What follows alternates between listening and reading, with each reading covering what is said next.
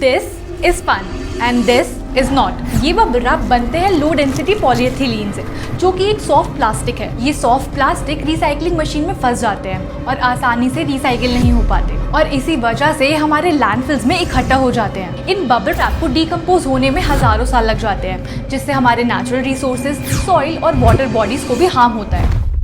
इसीलिए switch to these honeycomb wraps, जो bubble wrap का एक सस्टेनेबल ऑल्टरनेटिव है, और ये बायोडिग्रेडेबल मटेरियल से बनता है, जिससे वो आसानी से 2 से 6 वीक्स में डिकम्पोज हो जाता है। Share this reel with your दोस्त फ्रेंड्स जो पैकेट से ज्यादा बबल रैप के लिए एक्साइटेड होते हैं।